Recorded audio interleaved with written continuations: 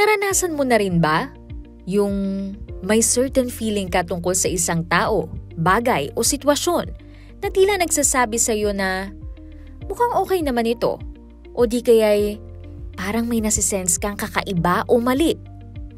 Yan ang ating pakiramdam o tinatawag ding gut feeling o intuition. Ang pakiramdam ay napakahalaga dahil magagamit natin ito sa pagdedesisyon, sa pakikitungo sa iba't ibang mga tao, at kung minsan ay makakapaglayo pa sa atin sa panganib.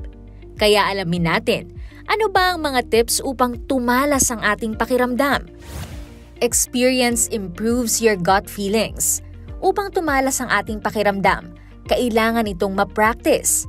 Sa pamamagitan ng ating past experiences, unti-unti tayong makakakita ng patterns. Kaya sa susunod na maka-encounter tayo ng similar na situation, mape-predict na natin kung ano ang posibleng mangyari. Makakatulong ito upang makapagdesisyon tayo kung ano ang dapat nating gawin. Maging observant. Listen with more than just your ears and see with more than just your eyes. Kung tayo ay observant, mapapansin natin kahit ang maliliit na changes sa ating paligid at maging sa behavior ng mga taong nakakasama natin. With this, masisense natin kung mayroon bang mga problema sa bahay, sa trabaho o sa ating mga kasama. Dahil dito, we have to be empathetic and understanding.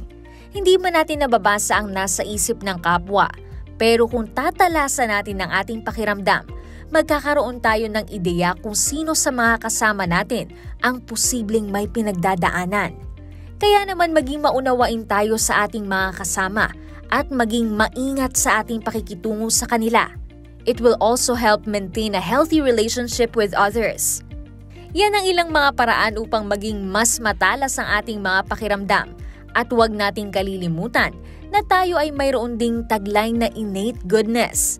Kaya naman sa ating mga pakiramdam ay i-assess natin sa sarili natin kung ito ba ay mabuti. At syempre, ang pananalangin ay napakahalaga upang tayo ay maging guided sa lahat ng ating mga iniisip at nararamdaman.